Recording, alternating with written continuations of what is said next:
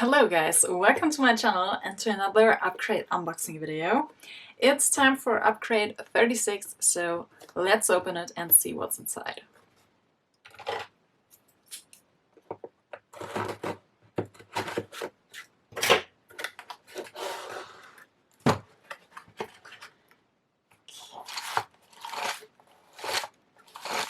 It sounds like there are pencils inside, so let's see.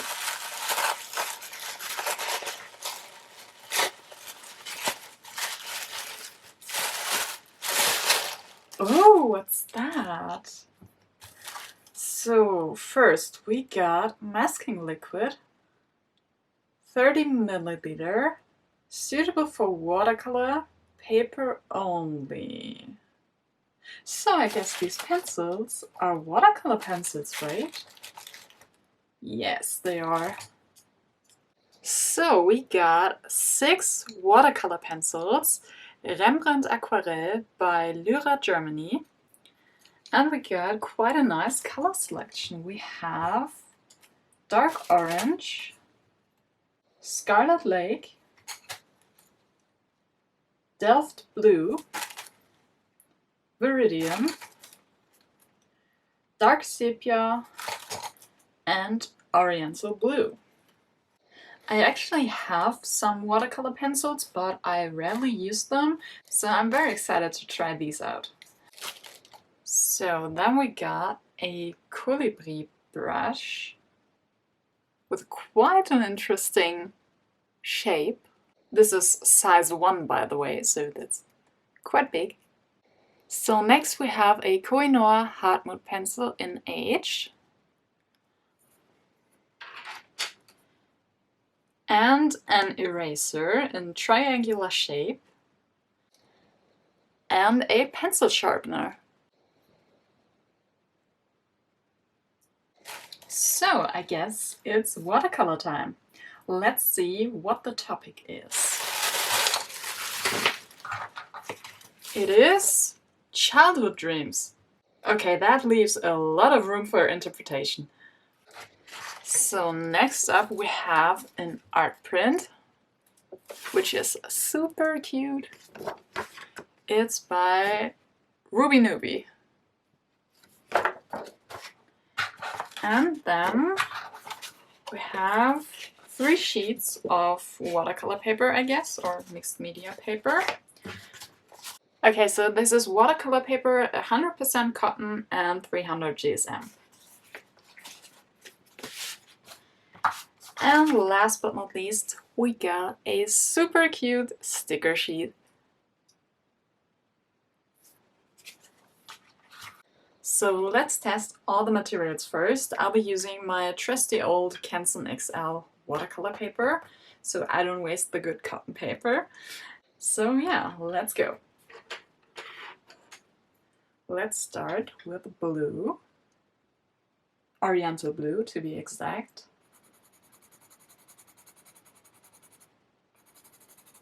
So that's a really nice blue. I'll use all colors first without water and then I'll add water later. So let's go.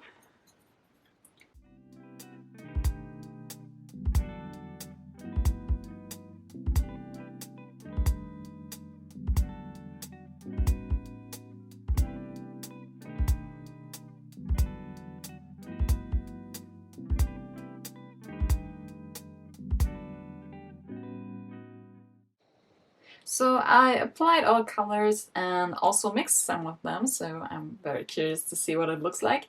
And I was quite surprised when I saw this color because it's called delft blue, but in this state, like all dry, it looks rather purple to me. Let's see what it looks like when it's wet. So I'll start on the right.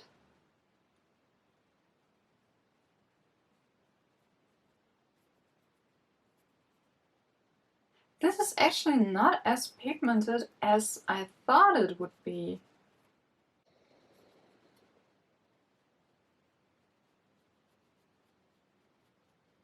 Okay, this is way more pigmented.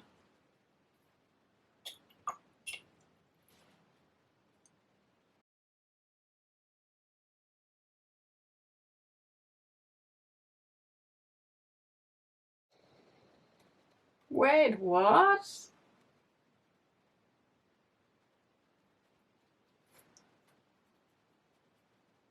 Okay, there's almost nothing happening with the green.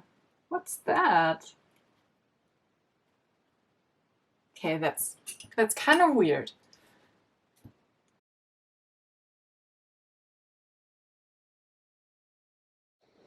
So as you can see at this point, the colors behaved really differently.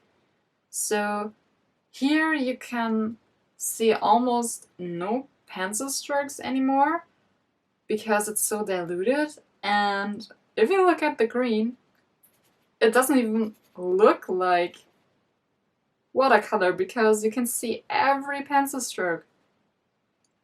I'm pretty confused because I'm used to the Faber-Castell watercolor pencils, and if you use water with them, almost all pencil strokes will dilute, so that's kind of confusing for me right now. But it's also really nice because it gives you a lot of different opportunities compared to just diluting everything and not seeing the pencil strokes anymore. So I think I'll use that in my artwork intentionally. But first let's have a look at the mixed colors.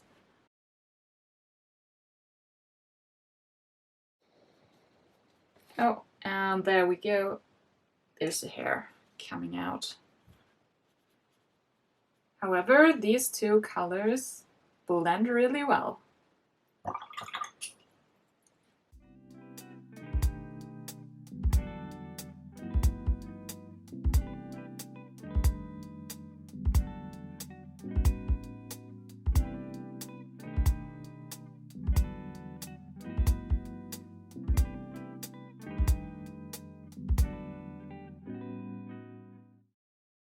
So while these colors dry, let's test out the masking fluid. So first I'll apply it just like that.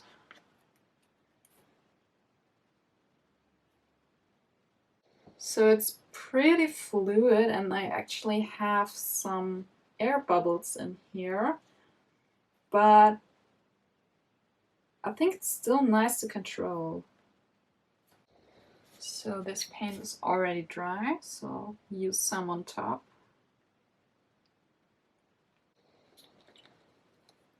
And now let's wait for this to dry too. Meanwhile, we can have a look at the different colors, and I'm still confused somehow because you can still see so much of the pencil strokes. And also with the mixed colors, it's really different. I think these two blended really nicely, and these two, here it was quite hard because you get so little pigment with the Viridian. That's kind of weird. And this one also mixed really nice. However, with all of them, you can still see the pencil strokes, which is something I need to get used to. But I think it's kind of cool.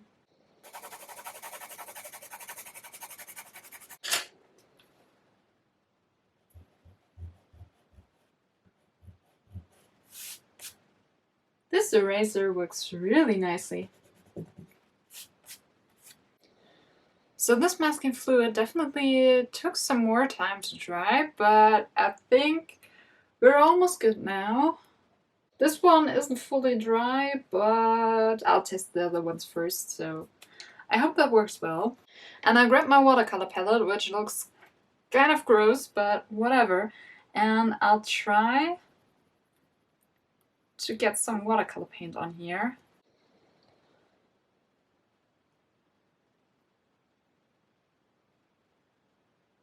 So now we got some Delft blue here. Let's see what happens.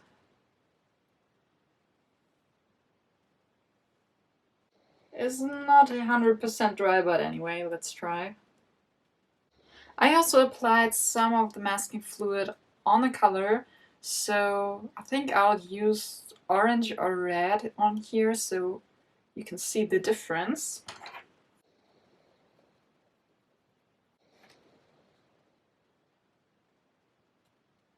So, and now it's time to wait again.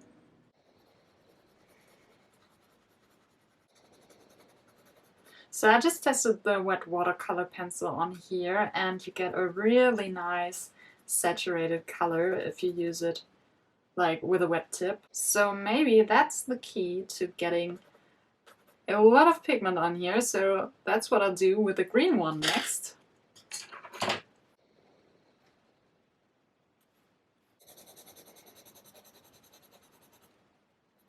It does work, however, it's still very dry somehow.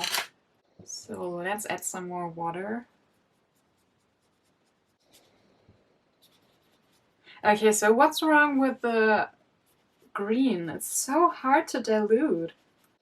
So I'm not sure if this is what it's supposed to look like. I somehow expected it to be more pigmented when diluted with water, but yeah, maybe that's just not what these pencils do. Maybe they're supposed to be super light when diluting them. The masking fluid is all dry now, however, you can already see that around these little air bubbles, the paint actually got onto the paper. So I think I need to be a little more careful when it comes to air bubbles. Or wait, there's actually a little bit of paint. And let's see what happened up here.